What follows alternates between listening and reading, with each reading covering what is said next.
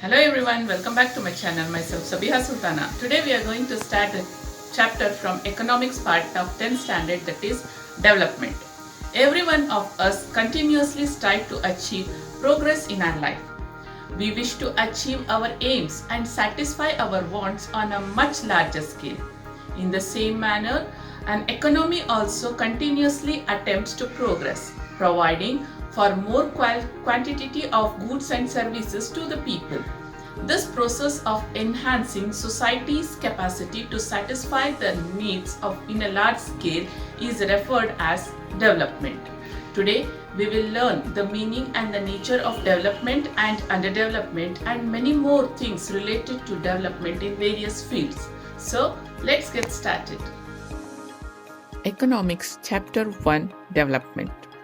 As we know, the process of enhancing society's capacity to satisfy its needs on a large scale is referred to as development. Economic development refers to increase in a country's capacity to serve the economic interest of its citizens and overcome economic problems such as poverty, unemployment, inequality, inflation, and many more. So in this chapter, we are going to learn so many of the things which are considered as a part of development, and few of them are considered as the hurdles in the development. So let's start the chapter. The content of this chapter is we are going to learn about the nature and the meaning of the development and underdevelopment. Next, indicators of human development, and the next is the gender related development. So first we will learn about the development and underdevelopment. Development.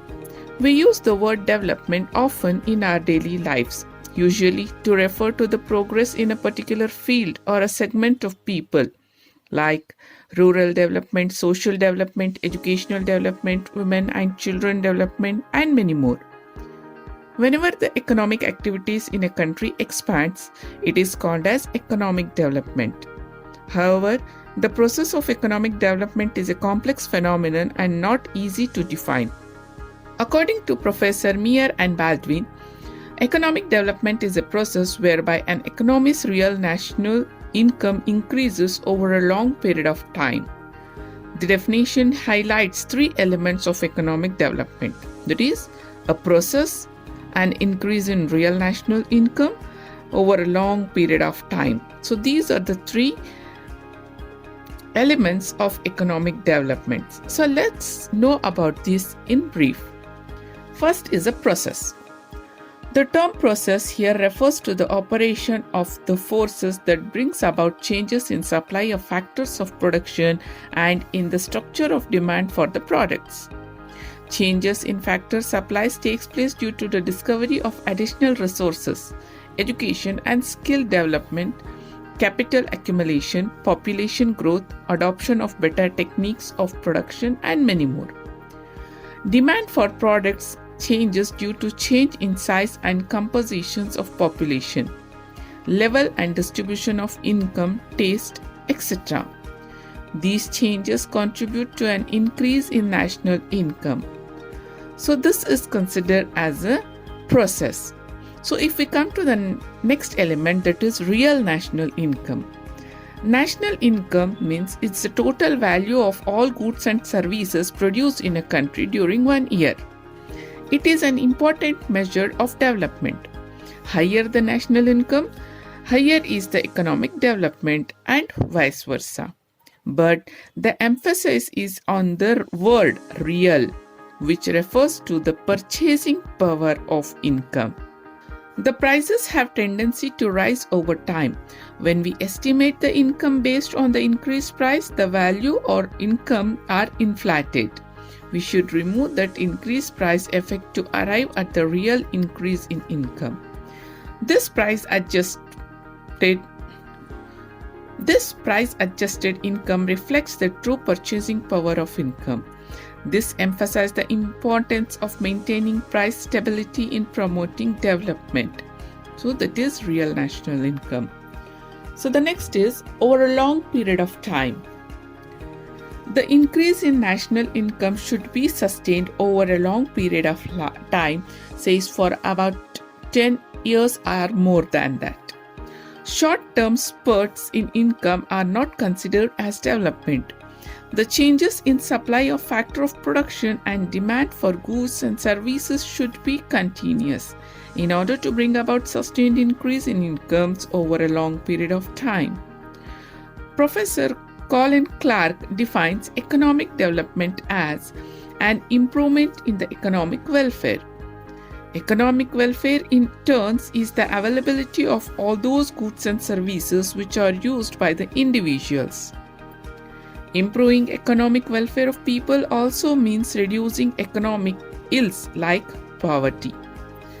Here we may describe economic development as a process that extends over a long period, which helps in reducing poverty and thereby helping a country to achieve self-sustained growth in income. Over the period of time, the objectives of economic development has been broadened, and now we hear about inclusive and sustainable development. Ensuring that every person is benefited by the process of development is inclusive development. Preserving natural resources and the environment for the benefit of future generation is sustainable development. Thus, the objectives of economic development can be stated as increasing income, attaining equality, reducing poverty, unemployment and inequality, conserving resources and environment, and enhancing overall welfare of all. Now let's know about underdevelopment. The word underdevelopment denotes a backward or stagnant situation where levels of living of people are low due to lower level of per capita income and lower productive levels, apart from higher population growth. According to the United Nations, an underdeveloped country is one whose real per capita income is lower than that of the USA, Canada, Australia, and Western Europe. Emphasis here is on the low income level relative to the advance of the countries. However, since the underdeveloped nations are capable of development and are making serious efforts to overcome their problems of low income and poverty, they are now called as developing countries. The World Bank in its World Development Record classifies the countries as high, medium and low income countries, and all countries with middle and low income are referred as the developing countries. India is a prominent developing country that has recorded significant rise in the income since 1990s. Now let's know about indicators of development. How do we measure economic development? Economists had advocated different indicators, and the prominent one is based on the income generated in a country, and the rest using indicators other than income. That is, now we'll learn about the income indicator. Income used here is the national income, which is defined as the income of all the people residing in a country. As described earlier, higher the income, higher is the development.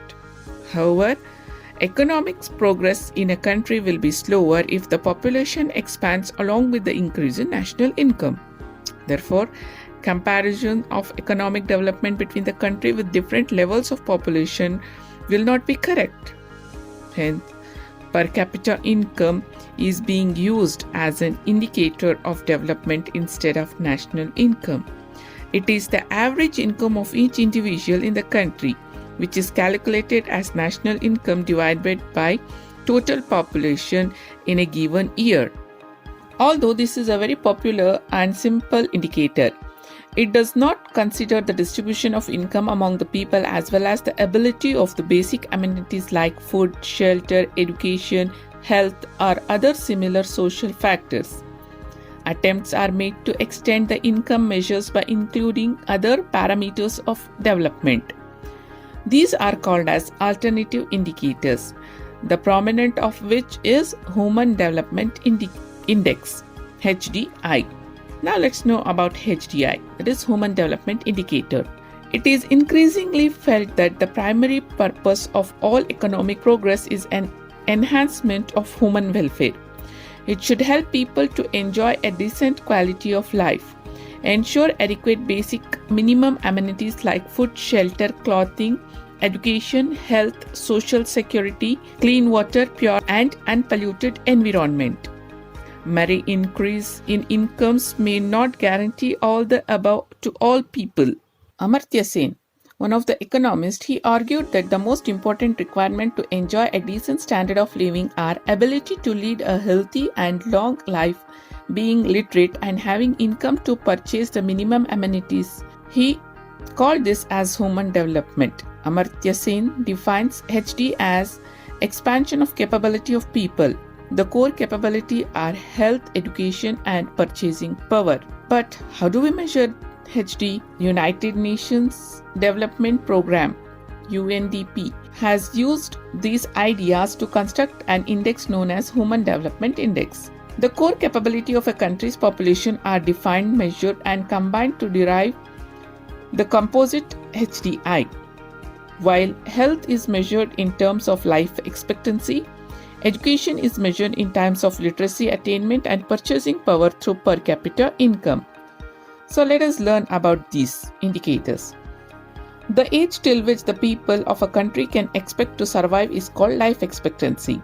Availability of nutritious food, excellent health and hygiene facility, clean environment, etc. enables us to live longer. All these factors are represented in life expectancy. As the educational level rises, the country's economic progress also improves.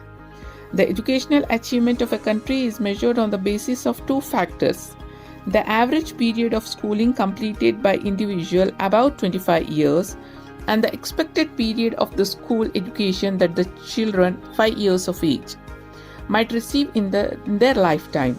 The standard of living is measured with the help of per capita income. The average of these three indicators is the HDI. In 2014, HDI of India was calculated as 0.586 and ranked at 135 out of the countries of the world. And the next is gender-related development. The role of women in the developmental process is very significant.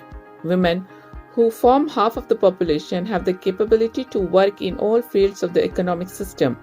It is the duty of civilized society to provide social, economic, educational and political equality to women. After independence, our constitution has assured equality of freedom and opportunity to both men and women. However, significant type of discrimination can still be seen and the violence against women is frequently reported. This only suggests that women are not yet given equality in all spheres, making them secondary partner in economic growth. Gender discrimination may be seen in various dimensions of Indian society, economy and polity. The sex ratio, the number of females for every 1,000 males, is the most important indicator which reveals the treatment meted out to women in a society. In India, because of all-round discrimination against female and preference for male child, the sex ratio was barely 9:45 in 2011. Similarly, the literacy rate among women was 65.46% in 2011 compared to 82.14% among men.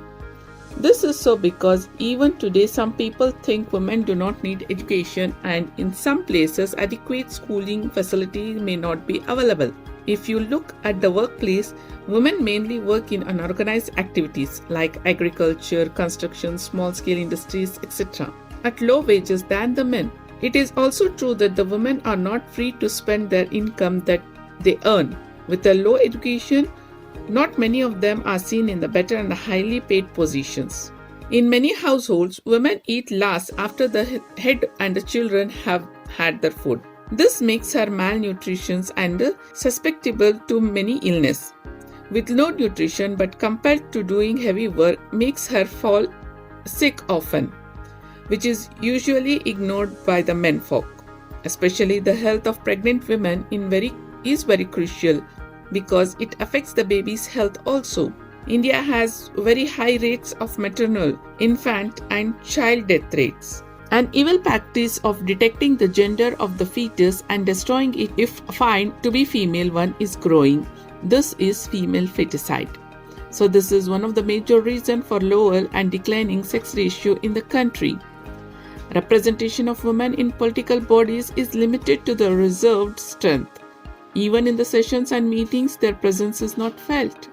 Hence, discrimination is observed in all the fields.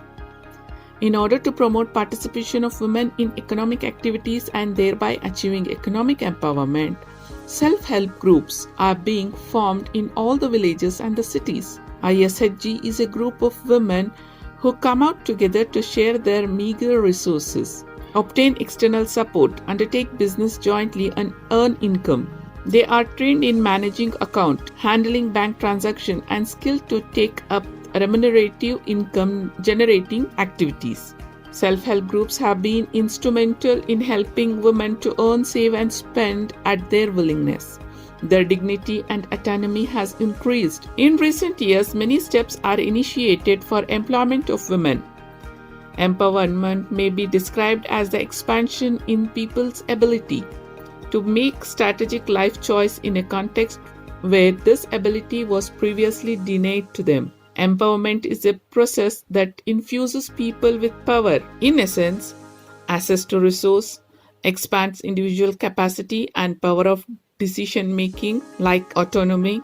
Many laws have been enacted to curb violence against women at home and at workplaces, to guarantee equal wages, providing reservations of seat in elected bodies, etc.